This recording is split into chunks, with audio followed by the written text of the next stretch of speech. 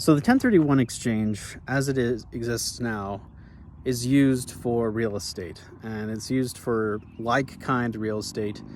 Um, if I buy a single-family home and I sell it for a profit, and I was renting it out, then typically I'd have to pay capital gains on that because I'm not living there, so I don't get the tax exemption. But if I use a 1031 exchange, when I sell the property, I have a year to buy a like kind property, and it could be another single family that costs more, or maybe go up to a duplex or a fourplex. And so what 1031 exchange is used for is for real estate investors to kind of capture their gains but not pay capital gains tax on them yet, and just kind of buy more properties. And it sort of spurs economic growth because it increases the demand for more expensive properties, for example.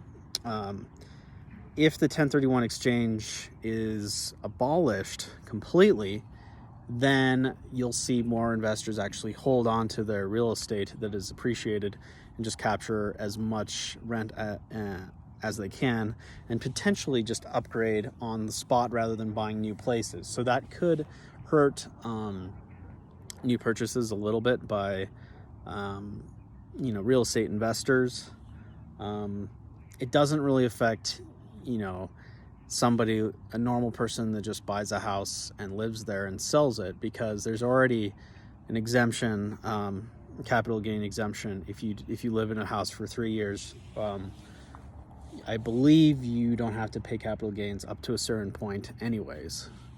Not sure. It's pretty high amount. I don't know the exact details on that, but yeah, the 1031 exchange is a really good tool for real estate investors, and I was hoping to use it myself because I have a few single family properties, and I was hoping to buy a duplex or a fourplex eventually with the single family properties, but it makes less sense to do so if I will have to pay capital gains on those single family homes, because they've pretty much doubled in price at this point. So I wouldn't want to pay capital gains on that, and I just keep those properties, increase the rents over time, and buy a new duplex with the profits.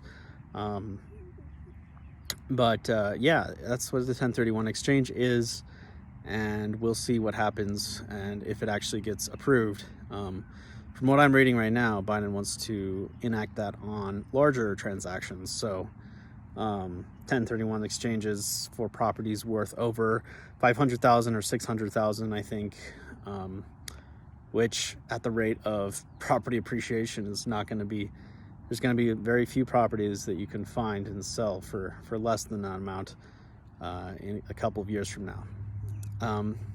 But anyways, this has been Adam with the Highest Return, talking a little bit about the 1031 exchange, and we will see what happens. I am not looking forward to that being abolished, but if it is, people will just change how they work. Maybe prices will go down for real estate, and it'll be an opportunity to buy more cheap real estate, but we will see.